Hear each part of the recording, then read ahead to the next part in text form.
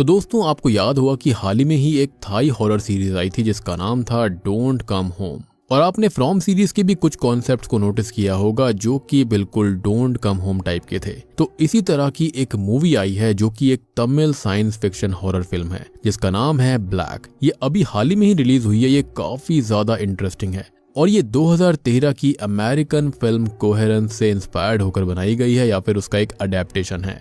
Movie काफी interesting है, आपको देखने में काफी मजा आएगा। और अगर आपको ये वाली मूवी अच्छी लगती है तो मैं जल्दी से जल्दी कोहेरेंस को भी एक्सप्लेन करूंगा। तो अगर आप चाहते हैं कि मैं उसे भी एक्सप्लेन कर दूं तो जल्दी से इस वीडियो को 5000 लाइक कर दो और कम से कम 500 कमेंट कर दो। फिलहाल इस मूवी की IMDb रेटिंग है 7.2 स्टार्स आउट ऑफ 10 जो कि मेरे ख्याल से काफी बढ़िया है। काफी अच्छी तरह से एग्जीक्यूट किया गया है इस मूवी को। और अगर आप चैनल के ऊपर नए हैं तो जल्दी से सब्सक्राइब कर लीजिए। It's a very humble request to you. तो चलिए अब बिना किसी देरी के चलते हैं सीधा वीडियो की तरफ।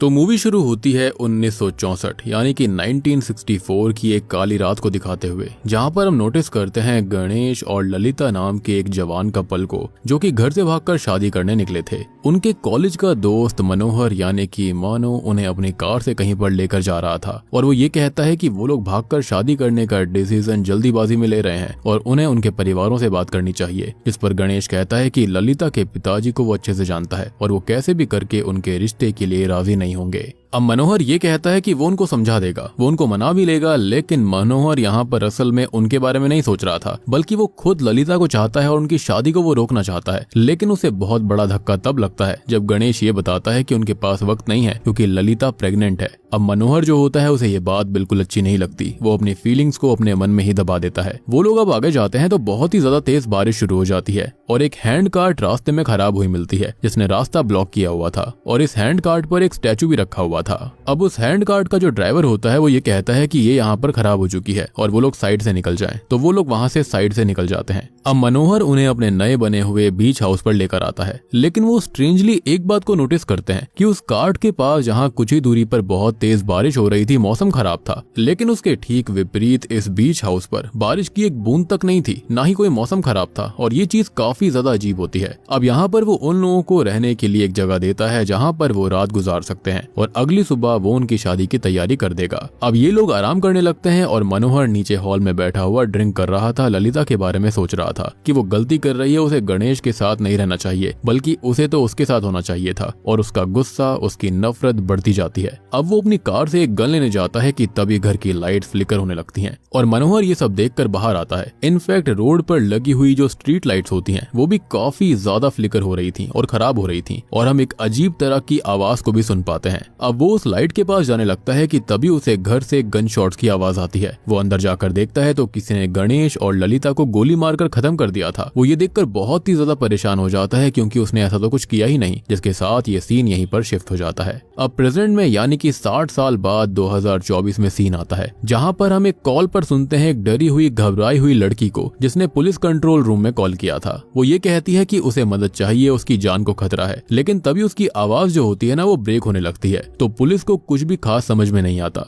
लेकिन वो इतना जरूर बता देती है कि वो उपलकप्पम से बात कर रही है तमिलनाडु से और तभी कॉल कट हो जाती है। अब कंट्रोल रूम वाली टीम जो होती है वो एक पेट्रोलिंग टीम को उसी जगह पर भेजती है जहां पर उन्हें उस लेडी का हस्बैंड वसंत मिलता है जिसे अरेस्ट करके वो पुलिस स्टेशन ले आते हैं। वो ऑफिसर को समझाने की कोशिश करता है कि वो गलत कर रहे हैं, जिस पर पुलिस ऑफिसर ये कहते हैं कि उसकी वाइफ का डिस्टर्ब्ड कॉल आया था और अब वो गायब है और जब पुलिस वाले उसकी इंक्वायरी करने गए थे तो उसने सबके ऊपर हाथ उठाया, सबके साथ में मारपीट करी, तो इसको क्या ही समझा जाएगा। वो उन्हें समझाने की बहुत कोशिश करता है लेकिन वो उसकी एक नहीं सुनते, ना ही कोई बात मानते और तभी वो उसे लॉकअप के अंदर डाल देते हैं। साथ ही साथ वो ये भी कहते हैं कि उसकी शादी को 7 साल बीत चुके हैं और इस दौरान उसकी बीवी को अगर कुछ होता है या फिर वो गायब होती है तो पहला सस्पेक्ट हमेशा वही कहलाएगा। वो उसे लॉकअप में डालने लगते हैं। तभी वो ये सोचता है कि जो कुछ हुआ सब उसकी गलती थी, लेकिन अब उसे सब कुछ ठीक करना है तो एक और गलती उसे करनी पड़ेगी और यही एक ऑप्शन है। जिसके बाद वो यहाँ पर लड़ाई करने लगता है और कहानी तभी 48 घंटे पहले जाती है यानी कि 2 दिन पहले। हम देखते हैं वसंत की की वाइफ आरण्या को, जो कि अपनी फ्रेंड प्रभा से बात कर रही होती है। वो ये कहती है कि उसका रिश्ता शुरुआत से अच्छा था, लेकिन अभी वो थोड़ा सा डल हो चुका है। रिश्ते में काफी मिसअंडरस्टैंडिंग है, मिसकम्युनिकेशंस हैं, जिसकी वजह से उसे डर है कि कहीं वसंत परेशान होकर उसे छोड़ ना दे। इस पर प्रभा कहती है कि वो अच्छा लड़का है और ऐसे वो उसको नहीं छोड़ सकता। अब तक वसंत भी अपने दोस्त के साथ वहाँ पर आ जाता है और ये सभी लोग पब चले जाते हैं। यहाँ पर वो सभी मस्ती मजाक करके एंजॉय करने लगते हैं कि तभी हम एक लड़के को देखते हैं जो कि लड़कियों के करीब जाने पर उन्हें टच करने की कोशिश कर रहा था, जिसे वसंत नोटिस कर लेता है और उससे काफी चिढ़ भी जाता है।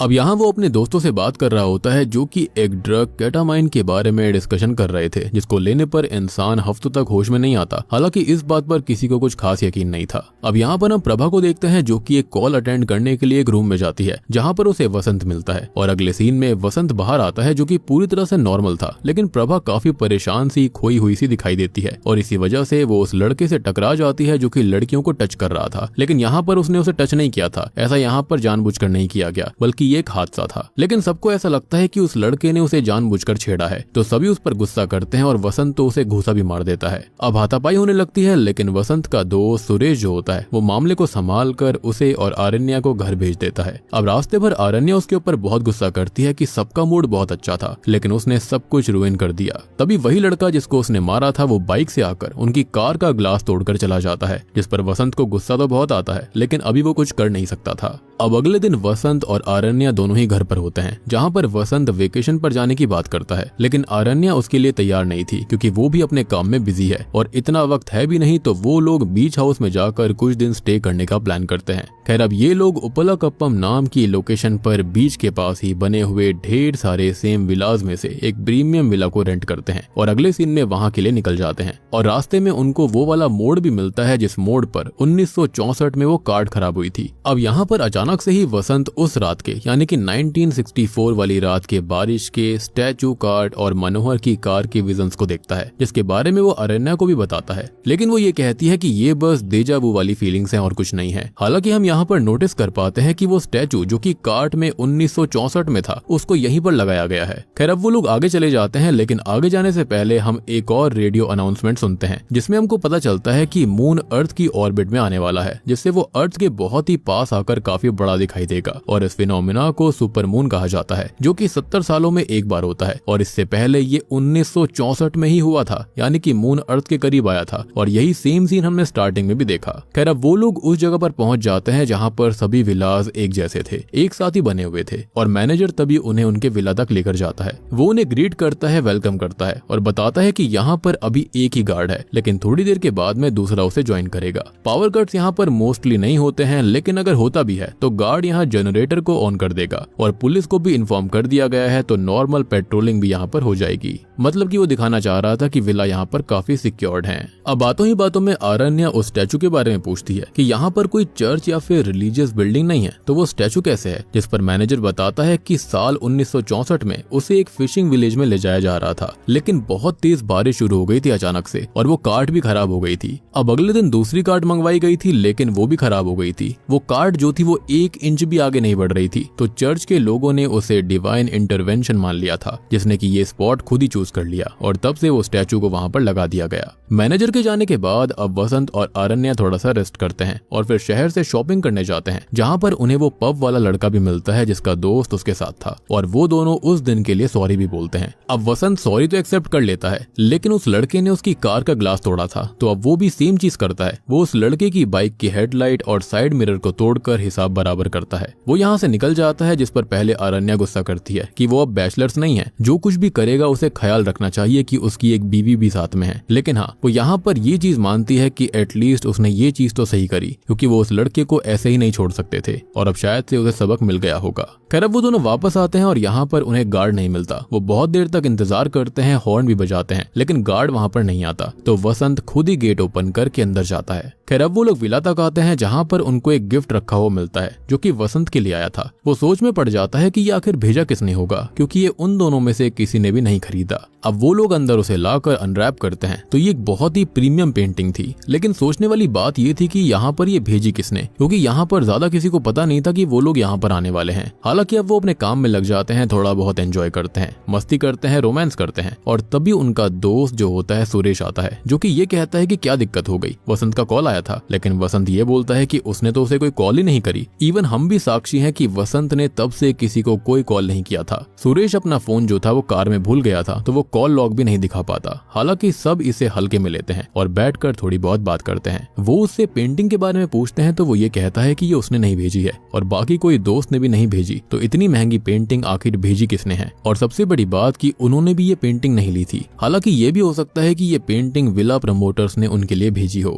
खैर अब थोड़ी देर के बाद में सुरेश वहां से निकल जाता है, तो जाते जाते वसंत से वो ये पूछता है कि सच में कोई दिक्कत नहीं है ना, जिस पर वो कहता है कि नहीं, कोई प्रॉब्लम नहीं है। और जाते जाते सुरेश एक बात और कहता है कि वसंत की वॉल क्लॉक में 11 के आसपास का टाइम हो रहा है, जो कि गलत है, तो वो टाइम को सुधार ले। खैर अब सुरेश यहाँ से निकल जाता है और अपनी कार से थोड़ी दूर जाने पर वो फोन देखता है, तो वसंत ने उसे कॉल भी किया था और उसके मोबाइल में टाइम अभी 2:30 के बाद का हो रहा था। हम यहाँ पर इन दोनों को भी देखते हैं, जहाँ पर वसंत को कोई कॉल आता तो है और वो बाहर बात करने जाता है और उसे कोई हलचल महसूस होती है जिसे वो नजरअंदाज कर देता है। वो वापस अंदर आता है तो अब उसे वापस अजीब सी आवाज सुनाई देती है, जो कि हमने 1964 में भी सुनी थी। और यहाँ पर लाइट्स भी उसी तरह से फ्लिकर होने लगती हैं, जिसके बाद लाइट चली जाती है। वो दोनों थोड़ा इंतजार करते हैं कि गार्ड पावर यानी जनरेटर को ऑन करेगा, लेकिन ऐसा होता ही नहीं है। तो वसंत मैनेजमेंट को कॉल करके बोलता है कि गार्ड गायब है, जिस पर वो कहते हैं कि उसे वहीं पर होना चाहिए था और अगर वो नहीं है तो वो लोग खुद जनरेटर ऑन कर सकते हैं। अब वो दोनों ही जनरेटर को ऑन करने जाते हैं, जहाँ पर उन्हें वही सुपर मून दिखाई देता है, जो कि आरण्य को बहुत ही ज्यादा सुंदर लगता है। वो दोनों ही अब जनरेटर से पावर ऑन कर देते हैं। अब वो वापस जाने लगते हैं कि तभी लाइट फिर से थोड़ी सी फ्लिकर होती है और वसंत को फिर से कुछ विजन्स आते हैं, जिसके अंदर वो डरी हुई आरण्य को और घर में तोड़ फोड़ करता खुद को ही देख रहा था। और आरण्य ये भाप कर उससे ये कहती है कि उसे फिर से डेजावू हुआ है,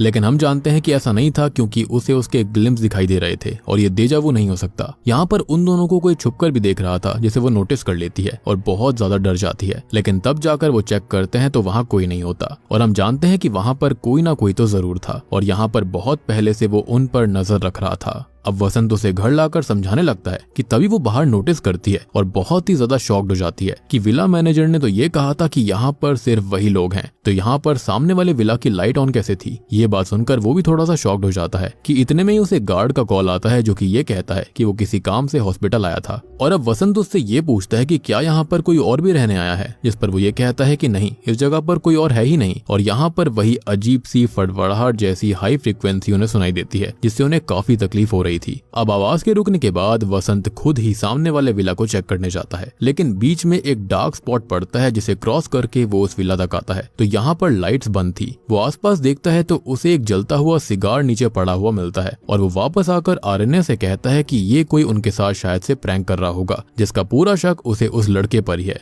लेकिन अब आरण्य ये कहती है कि वहाँ की लाइट फिर से ऑन हो गई है, तो अब वो उसके साथ जाता है वहाँ पर। वो दोनों उस विला की विंडो से अंदर देखने लगते हैं, तो यहाँ पर उन्हें सेम पेंटिंग दिखाई देती है। इवन कर्टेन्स, काउच, टेबल सब कुछ उनके विला जैसा ही था, जिससे वो थोड़ी सी घबरा जाती है कि आखिर ये सब हो क्या रहा है। अब यहाँ अंदर उन्हें दो लोग दिखाई देते हैं और टेबल पर पड़ा विस्की का ग्लास हिल रहा था। वसंत अब ध्यान से अंदर देखता है तो उसे वसंत और आरण्य यानी कि वो खुद को ही देखता है, जिसे देखकर वो बिल्कुल हिल जाता है। वो दोनों परेशान होकर यहाँ से भागते हैं और भागते हुए एक फ्लावर पॉट को वो गिरा देते हैं। अब वापस आकर वो इसी बारे में बात करते हैं, जहाँ पर वो ये कहता है कि शायद ये कोई प्रैंक है और यहाँ पर कोई तीसरा भी है जिसने ये सिगार पिया होगा। लेकिन आरण्य ये सिगार देखकर और परेशान हो जाती है, क्योंकि ये सिगार इंडिया में मिलता ही नहीं है और ये खुद आरण्य ने वसंत के लिए बहामास से मंगवाया था, जिसका वो पैकेट दिखाती है। खैर अब तक वो बहुत ही ज्यादा घबरा चुकी थी, तो उसे शांत करने के लिए वो उसे काउच पर बैठाता है। लेकिन तभी वो नोटिस करता है कि धक्का लगने से जो विस्की का ग्लास था वो हिल रहा था और ऐसे ही ग्लास को उसने सामने वाले विला में भी देखा था, जो कि हिल रहा था। और जैसे ही वो दोनों बैठते हैं, सेम सामने वाले विला में भी वो दोनों बैठे हुए थे और वो ये बात आरण्य को बताता है और विंडो चेक करने जाता है, लेकिन वहाँ कोई नहीं था, क्योंकि आखिरी सीन में ये दोनों उस सामने वाले विला से भाग गए थे। तो यहाँ पर भी उन्हें कोई नहीं मिलना चाहिए। बट जो फ्लावर पॉट उन्होंने गिराया था ना, वो भी सेम बिल्कुल उसी तरह से यहाँ पर गिरा पड़ा था, जिसको देखकर अब उनका डर हद से पार हो जाता है। यानी कि यहाँ पर इससे एक बात तो क्लियर हो जाती है कि उन दोनों ने अपने आप को ही थोड़े से पल आगे देखा है, यानी कि अपने आप को ही फ्यूचर में देखा है, शायद से 5 या 10 मिनट आगे। अब वो दोनों अपनी कार से यहाँ से भागने लगते हैं, जिन्हें सामने चलती एक और कार दिखाई देती है, जो कि गायब भी हो जाती है। और कुछ देर तक ड्राइव करने के बाद वसंत को एहसास होता है कि वो तब से एक ही जगह पर घूम रहे हैं और विला के बाहर ही हैं और उस इलाके से वो बाहर कभी गए ही नहीं, इवन वो जा ही नहीं पा रहे थे। और ये कॉन्सेप्ट तो थोड़ा थोड़ा फ्रॉम सीरीज जैसा लग रहा था। एनीवेज अब यही बात वो अरण्या को बताता है कि वो एक सर्कल में फंस चुके हैं और जो कार उन्होंने देखी थी वो उनकी खुद की कार थी जो कि शायद से उनके फ्यूचर से होगी। और वो दोनों वापस घर आ जाते हैं यानी कि विला में, जहाँ पर उन्हें वो पेंटिंग टूटी हुई मिलती है। मतलब उनके जाने के बाद यहाँ पर कोई तो आया था। अब वसंत पूरा घर देखने लगता है और अरण्या पुलिस हेल्पलाइन पर कॉल करती है और हमने जो स्टार्टिंग में कॉल सुनी थी ना वो यही कॉल थी। बट आई बिलीव कि ये जो कॉल है वो फ्यूचर से उनको रिसीव हुई थी, जिसके चलते उन्होंने पास्ट में ही वसंत को उठा लिया। यानी कि जो उन लोगों का प्रेजेंट है वो शायद से अरण्या के लिए इस वक्त फ्यूचर था। अब तभी वसंत जो होता है वो सुरेश को कॉल करके ये बोलता है कि क्या वो यहाँ पर आ सकता है। उसे थोड़ी सी दिक्कत हो गई है उसके जाने के बाद में। इस पर शॉकिंगली सुरेश ये कहता है कि वो तो उनके पास आया ही नहीं था। और अब वसंत को एक बात क्लिक होती है। वो अरण्या से कहता है कि सुरेश के हिसाब से वो यहाँ पर कभी आया ही नहीं था और जब वो आया था तब उसने ये कहा था कि उसे वसंत का ही कॉल आया। तो शायद से ये वही कॉल है जो कि अभी वसंत बाद में कर रहा है, लेकिन सुरेश के लिए वो कॉल पहला ही था। जिसके बाद वो यहाँ पर आया उनकी हेल्प करने के लिए। तभी उसने बोला था कि रात में उसके पास उसका कॉल आया था। और ये बात सुनकर वसंत और अरण्या दोनों ही शॉक्ड हो गए थे कि उन्होंने तो कोई कॉल ही नहीं करी थी। लेकिन अगर हमारे हिसाब से, ऑडियंस के हिसाब से देखा जाए तो वो यहाँ पर दूसरी बार आने वाला है। खैर अब वो दोनों नोटिस करते हैं कि पर्दे में कैंडल से आग लगाई गई थी, लेकिन अरण्या याद दिलाती है कि उसने यहाँ पर आने के बाद सारी कैंडल्स को बुझा दिया था। मतलब कि यहाँ पर कोई आया था और उसने ये कैंडल्स जलाई और पेंटिंग भी तोड़ दी। अब वो इस चीज से बहुत ही ज्यादा परेशान हो जाता है कि आखिर ये सब है क्या ये इमेजिनेशन है या फिर वो लोग हेलुसिनेट कर रहे हैं। लेकिन दोनों ही सेम चीज एक साथ कैसे ही हेलुसिनेट कर सकते हैं। और सबसे बड़ी बात, उसे तो ये भी शक होने लगता है कि क्या सामने वाले वसंत और अरण्या जो हैं वो असली तो नहीं है, और अगर वो असली हैं तो वो दोनों कौन थे और उनकी मेमोरीज का क्या, कहीं ये पोजेशन तो नहीं है। और तभी अरण्या उसको डांट देती है कि वो क्या उल जलूल बातें सोच रहा है। अब वसंत को उसकी ही कार की आवाज आती है और वो बाहर देखते हैं तो सामने वाले विला में पर्दे में आग लगी हुई थी, जैसे उनके घर पर लगी थी। वसंत कहता है कि अगर वो वहीं पर हैं, उनके जैसे ही सोचते हैं करते हैं, तो वो अभी लाइट्स ऑन ऑफ करेगा, तो उन्हें भी वैसा ही करना चाहिए जिससे कि उसका गैस क्लियर हो जाएगा। और ऐसा ही होता है। जैसे ही वो लाइट्स को ऑफ करता है वैसे ही सामने वाले विला से भी लाइट्स ऑन ऑफ होती हैं। अब वो सामने वाले लोगों के लिए एक नोट लिखता है और वो दोनों उसे उनके घर पर डालकर आते हैं क्योंकि वो उनसे टाइम में आगे हैं। लेकिन जब वो वापस आते हैं तो ये नोट उन्हें उनके ही घर में रखा हुआ मिलता है, जिस पर वो कहता है कि ये कोई इल्यूजन है, जस्ट लाइक मिरर इमेज। साथ ही साथ उन्होंने वापस आते हुए रास्ते में किसी को भी नहीं देखा था और ऐसे ही कोई यहाँ से अननोटिस निकल जाएगा, ऐसा बिल्कुल नहीं हो सकता। अब वो एक और नोट लिखता है जिसे वो अकेले वहां डालने जाएगा और अरण्या उस नोट के यहाँ पर आने का इंतजार करेगी, जिससे कि ये थियोरी कंफर्म हो जाएगी कि वहां पर जो कुछ भी हो रहा है वो भी यहाँ पर होगा। लेकिन जैसे ही वो गेट पर आता है तो बाहर से सेम नोट अंदर आ जाता है जो कि उसने वहां पर अभी डाला भी नहीं था। यानी कि इनके सामने वाले जो लोग थे, यानी कि जो अरण्या और वसंत वहां पर रह रहे हैं, वो कोई और नहीं बल्कि वो उनकी ही एक तरह से एक्सटेंशन है, लेकिन डिफरेंट टाइमलाइंस के अंदर। यानी कि इस चीज को आप इस तरह से मानो कि यहाँ पर जो अरण्या और वसंत है उनके सामने जो कुछ भी हो रहा था वो उन्हीं का एक तरह से या तो पास्ट है या फिर फ्यूचर है, जो कि थोड़े थोड़े समय के आगे हो रहा है या फिर पीछे हो रहा है, जैसे कि कुछ घंटे आगे, कुछ दिनों आगे, इस तरह से।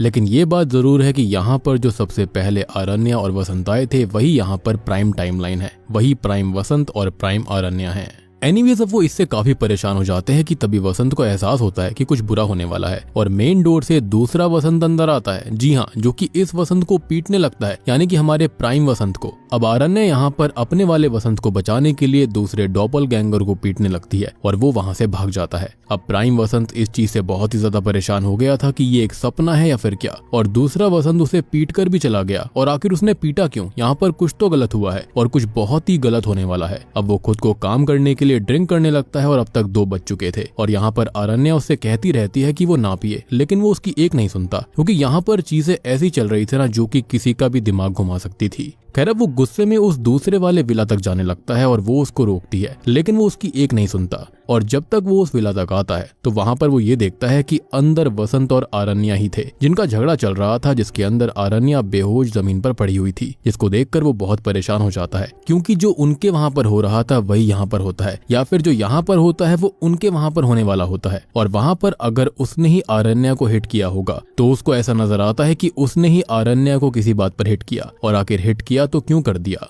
और सबसे बड़ी बात उसके दिमाग में ये आ रही थी कि वो ऐसा कर ही नहीं सकता। खैर इसी बीच उसकी नजर उस विला की वॉल क्लॉक पर पड़ती है जिसके अंदर अभी 1:30 बज रहे थे और वो अरण्या के साथ अपने विला वापस आ जाता है, जहाँ पर वो टाइम देखकर हिल जाता है क्योंकि यहाँ पर पहले 2 बज रहे थे लेकिन अब वहाँ पर 1 बज रहे होते हैं और ये कैसे ही पॉसिबल हो सकता था।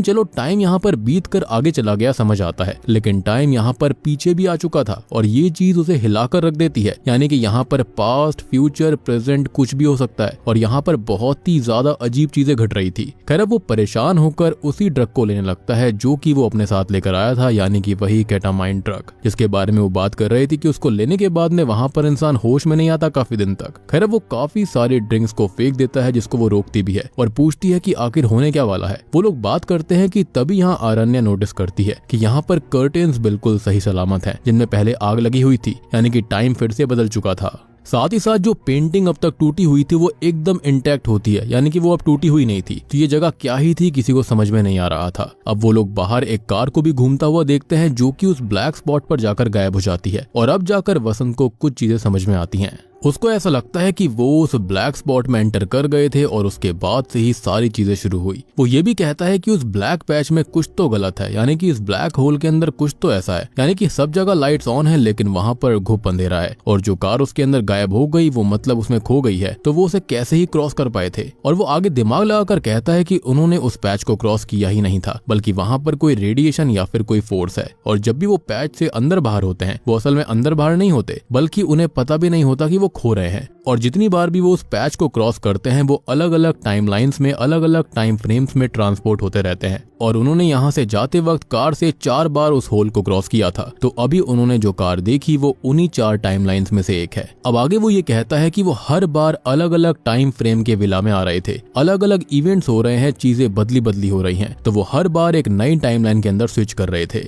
विच एक्सप्लेन्स कि वहां पर पहले पेंटिंग क्यों टूटी हुई थी और उसके बाद में वो सही कैसे हो गई। एक टाइम फ्रेम के अंदर कैंडल्स जल रहे थे लेकिन एक टाइम में वो बुझे हुए थे। एक टाइमलाइन के अंदर पर्दे जले हुए थे लेकिन अगले ही पल पर्दे बिल्कुल सही सलामत रहते हैं। सबसे बड़ी बात कि एक टाइमलाइन के अंदर आरण्या को यहाँ पर वसंत ने हिट किया था लेकिन यहाँ पर ऐसा कुछ नहीं था। अब आरण्या उसकी बात समझ जाती है और ये कहती है कि उसके हिसाब से 15 मिनट बाद, मतलब कि 1:30 बजे कुछ तो होने वाला है, तो वो 1:30 बजे यहाँ से निकल सकते हैं, जो कि इस सिचुएशन से निकलने का लूप होल हो सकता है। अदरवाइज यहाँ पर वो आरण्या को हिट कर देता। लेकिन अब वो कुछ भी बोले उससे पहले ही वो उस नोटपैड को देखती है जिसके अंदर अभी ये सिचुएशन जो उसने समझाई है वो उसके अंदर पहले से ही लिखी हुई थी। मतलब कि वो यहाँ पर कुछ भी कर ले कोई फायदा नहीं होगा, क्योंकि वो ये चीजें, ये डिस्कशन पहले भी कई बार कर चुके हैं जो कि उनको याद ही नहीं है। खैर अब वो दोनों साथ में बाहर जाते हैं और उस वर्म होल को क्रॉस करते हैं, क्योंकि मेरे हिसाब से वो वर्म होल ही था या फिर ये कहे कि ब्लैक होल था। और अब वो उस विला में उस टाइमलाइन के आरण्या और वसंत को देखते हैं जो कि यहाँ पर हाल ही में ही आए थे। अब उन्हें वहां पर जो पेंटिंग मिली थी ना, वही पेंटिंग वहां पर होती है, यानी कि वो गिफ्ट के तौर पर। जिसके बाद वसंत को एक कॉल आता है जिसको अटेंड करने वो बाहर आ गया था और तब उसको एहसास हुआ था कि आसपास कोई तो था जो कि उन पर नजर रख रहा था और हलचल भी महसूस हुई थी। तो वो कोई और नहीं बल्कि वो खुद ही थे, यानी कि वसंत और आरण्या थे किसी और टाइमलाइन से, या फिर ये कहें कि किसी और इंस्टेंस से।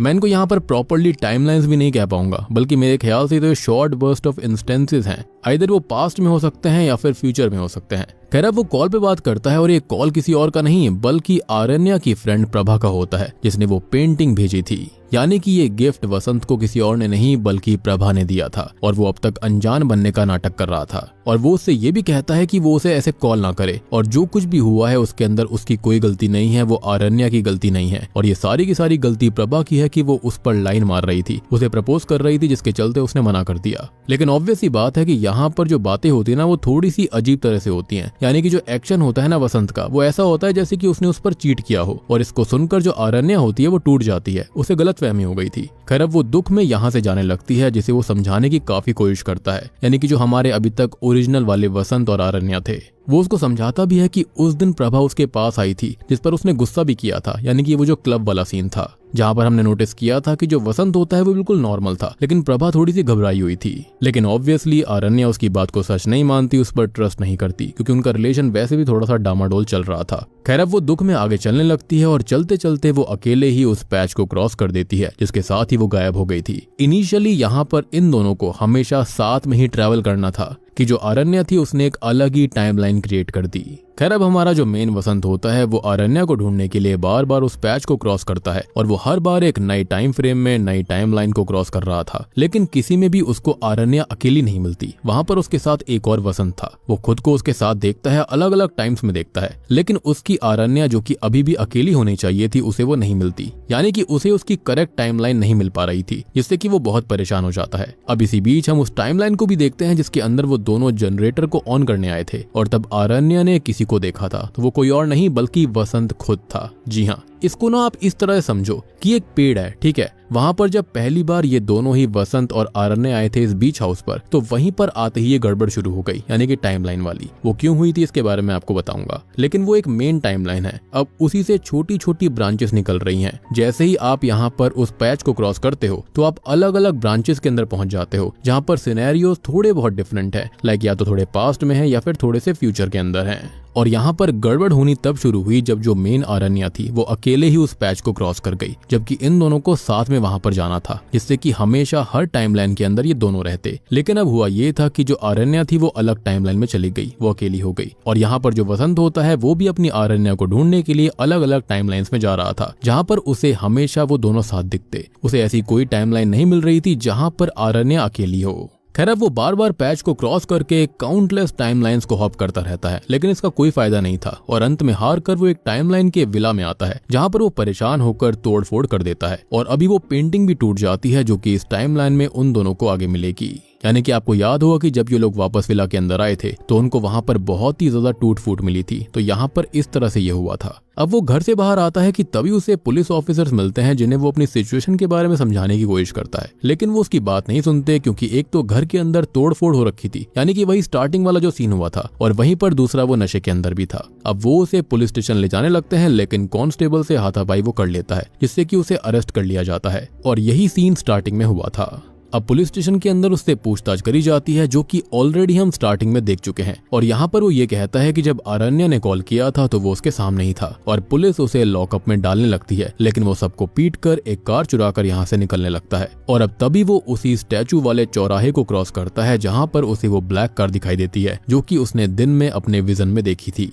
यानी कि यही इस इलाके का एक तरीके से बॉर्डर मान लो। ये जो एंजल स्टैचू है ना, वो इस खतरनाक इलाके का बॉर्डर है। खैर अब वो उस कार का पीछा करते हुए एक घर तक आ जाता है और ये घर किसी और का नहीं, शॉकिंगली स्टार्टिंग वाले मनोहर का था, जो कि अब काफी बूढ़ा हो गया था। वसंत उससे कहता है कि उसे नहीं पता कि वो उसके पीछे क्यों आया, लेकिन उसे उसकी बीवी को ढूंढने में उसकी हेल्प चाहिए, क्योंकि उसे ऐसा लगता है, उसे ऐसी फीलिंग आई है कि वही उसकी हेल्प कर सकता है। अब वसंत के पास ढेर सारे सवाल होते हैं और हमारे पास भी ढेर सारे सवाल हैं, और यहाँ पर इन सवालों के जवाब देने वाला है मनोहर। और दोस्तों, अब यहाँ पर खुलते हैं इस कहानी के असली पत्ते। तो अब वो उसको समझाना शुरू करता है अपनी ही कहानी से कि उसने उस रात को एक आवाज सुनी थी जो कि आज भी उसके कानों में उसे सुनाई देती है, यानी कि 1964 में। उस दिन किसी ने गणेश और ललिता को मार दिया था, तो वो कोई और नहीं बल्कि वो खुद मनोहर ही था। जी हाँ, लेकिन वो एक अलग टाइमलाइन से आया हुआ था। जैसे कि यहाँ पर वसंत के साथ हो रहा था ना, उसने वसंत को मारने की कोशिश करी थी, सेम यहाँ पर मनोहर ने भी किया था। वो आगे ये कहता है कि वो बीच हाउस विला वहीं पर है जहाँ पर आज वसंत रह रहा है, और उससे पहले वहाँ पर 1941 में एक ब्रिटिश एक्सपेरिमेंट लैब हुआ करती थी, जहाँ पर कौन कौन से एक्सपेरिमेंट्स होते थे किसी को नहीं पता, लेकिन वो जगह एक मेजर एक्सीडेंट के अंदर तबाह हो गई थी। लेकिन उसके आफ्टर इफेक्ट्स आज भी सामने आते हैं, यानी कि उन लैब्स के अंदर कोई तो टाइम ट्रेवल वगैरह वाले एक्सपेरिमेंट चल रहे थे, जिसे वो पिछले 60 साल से फेस कर रहा है, और वसंत भी अभी झेल रहा है। और इस चीज को सुपर पोजिशनिंग कहते हैं, आसान भाषा में कहें तो पैरेलल रियलिटी। और ये अनगिनत हो सकती हैं,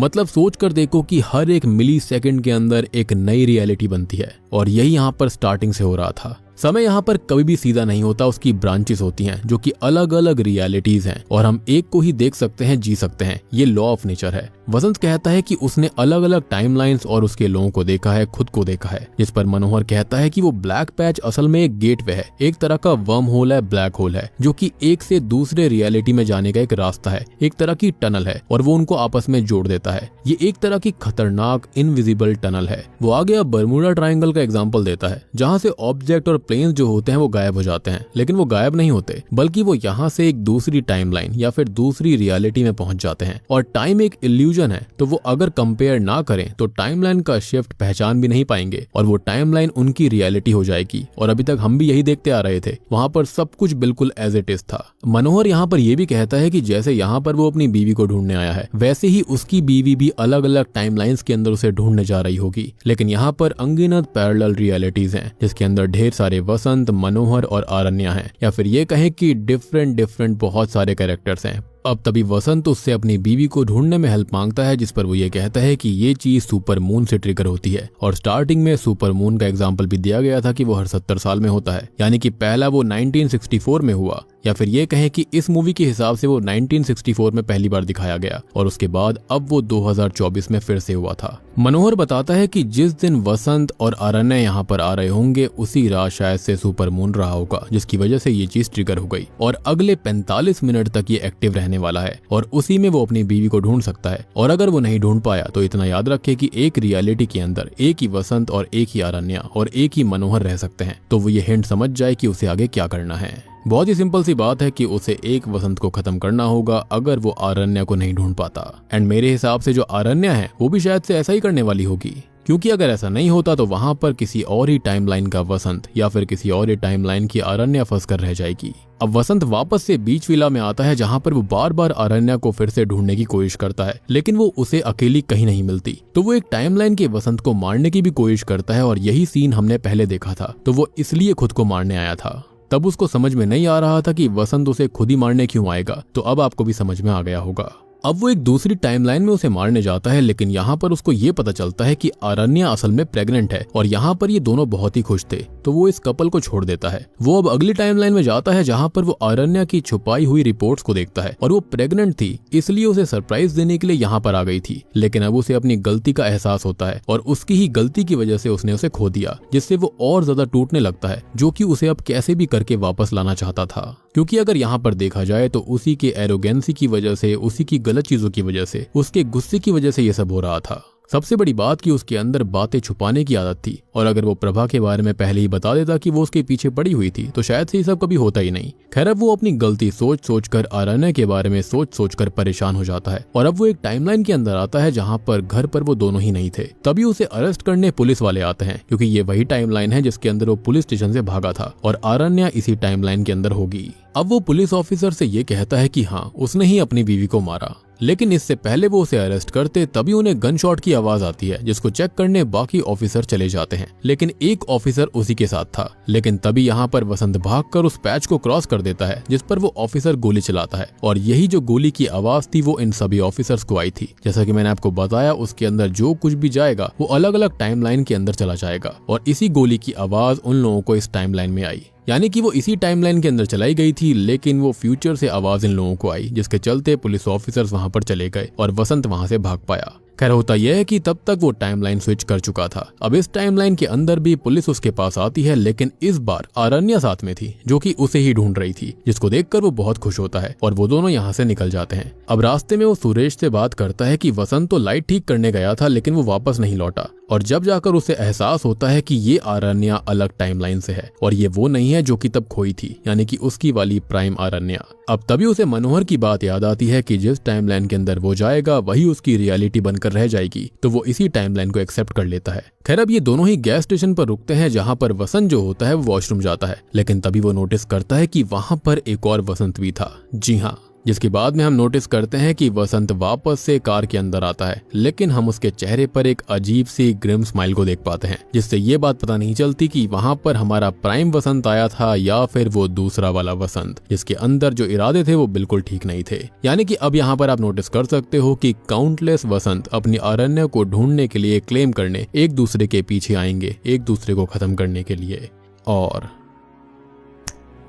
बूम, इसी के साथ में ये मूवी यहीं पर खत्म हो जाती है। तो दोस्तों, ये थी ब्लैक फिल्म की कहानी। उम्मीद करता हूँ कि आपको पसंद आई होगी। अब देखो, यहाँ पर 3 फिनोमेना थे जिसकी वजह से ये टाइमलाइन वाली चीज हुई थी या फिर टाइम रिफ्ट वाली चीज हुई। तो देखो, सबसे पहले तो यहाँ पर वो जो स्टैचू था ना, वहाँ पर पक्का कोई डिवाइन इंटरवेंशन तो जरूर थी। सेकेंडली, यहाँ पर दूसरा फिनोमेना हुआ सुपर मून की वजह से, और यहाँ पर सोने पे सुहागा कर दिया उन एक्सपेरिमेंट्स ने जो कि 1941 में यहाँ पर हुए थे। और अब आपको भी समझ में आया होगा कि यहाँ पर जो कार्ड थी वो बार बार खराब क्यों हो रही थी, और क्यों कोई भी कार्ड यहाँ पर कभी आ ही नहीं पाई, और आई भी तो वो आगे क्यों नहीं बढ़ी, क्योंकि यहाँ पर इतना तगड़ा फ्यूचर और पास्ट वाली चीज चल रही थी जिसके चलते वो कार्ड कभी ठीक ही नहीं हो रही थी। अब देखो, हमें तो खाली यहाँ पर वसंत वाली चीज दिखाई गई कि जो हमारा प्राइम वसंत था वो किसी और ही रियलिटी की आरण्या के साथ आ गया था, लेकिन सबसे शॉकिंग चीज ये थी कि जो आरण्या थी, जो कि मेन वाली थी, वो कहाँ पर भटक रही होगी और उसने ऐसा क्या किया होगा जिसके चलते वो किस टाइमलाइन के अंदर रह गई। और अब आपको समझ में आ रहा होगा कि यहाँ पर उनके विला के अंदर जो भी चीजें घटित हो रही थी, चाहे वो वहाँ पर कैंडल्स बुझ रही हों, जल रही हों, या फिर पर्दे जल रहे थे, या फिर पर्दे सही हो गए थे, वहाँ पर पेंटिंग का टूटना, पेंटिंग का सही होना, वो हर चीज आपको समझ में आ रही होगी कि वो क्यों हुआ था। क्योंकि ऑब्वियस सी बात है कि यहाँ पर बार बार टाइम के अंदर चेंज हो रहा था। जब भी वो उस ब्लैक पैच को क्रॉस करते थे, वो अलग ही टाइमलाइन के अंदर, अलग ही टाइम फ्रेम्स के अंदर आ जा रहे थे, जहाँ पर टाइम कभी कम हो जाता, कभी ज्यादा हो जाया करता। अब देखो, जब तक ये दोनों साथ थे ना, तब तक सब कुछ बिल्कुल सही था, लेकिन जैसे ही आरण्या अकेले उस ब्लैक होल को क्रॉस कर गई, उसके बाद से सारी चीजें गलत हो गई थी। यानी कि अब इन दोनों का वापस से मिलना काफी ज्यादा इम्पॉसिबल लग रहा है। अगर पार्ट 2 आता है, उसके अंदर ऐसा कुछ हो जाए, कुछ कमाल हो जाए, तो हो सकता है कि दोनों वापस से मिल सकते हैं, जिसके चलते ये सारी ही चीज ठीक हो जाएगी। और अगर पार्ट 2 आता है तो माइट भी मनोहर उनकी कोई हेल्प कर सकता है, और क्या पता ये कौन सा वाला मनोहर है। हो सकता है कि उसने उस टाइम के मेन मनोहर को भी मार दिया हो और खुद यहाँ पर बैठ गया उसकी जगह लेकर। तो एंडिंग तो इसकी काफी सिंपल सी है कि जो वसंत है ना, वो यहाँ पर अपनी टाइमलाइन के अंदर नहीं जा पाया। और एंड में सबसे ज्यादा कंफ्यूज कर देने वाली बात ये होती है कि जो वहां पर वसंत आकर गाड़ी में बैठता है, कि क्या वो हमारा प्राइम वसंत है या फिर वो किसी और ही टाइमलाइन वाला था, जो कि हमको वहां पर वॉशरूम में पीछे दिखाई दिया, जिसने कि हमारे प्राइम वसंत को मारकर उसकी जगह ले ली। तो उम्मीद करता हूं कि आपको अब इसका कॉन्सेप्ट समझ में आ गया होगा। समझ में आ गया है तो वीडियो को लाइक कर देना, लेकिन अगर आपका फिर भी कोई डाउट है तो आप मुझसे कमेंट सेक्शन में पूछ सकते हैं, मैं आपको जरूर रिप्लाई दूंगा। और अगर आप चैनल के ऊपर नए हैं तो सब्सक्राइब कर लीजिए, क्योंकि 1 मिलियन सब्सक्राइबर्स हमें जल्दी से पूरे करने हैं और काफी कम सब्सक्राइबर्स बचे हुए हैं, तो जल्दी से सब्सक्राइब कर लीजिए। और अगर आपने अभी तक मंजुला हाउस 7G फिल्म को नहीं देखा है, जाकर देख लेना, काफी इंटरेस्टिंग मूवी है। उसका लिंक आपको नीचे डिस्क्रिप्शन में पिन कमेंट में मिल जाएगा। तो मैं आप सबको मिलता हूँ अगली वीडियो के साथ में, तब तक के लिए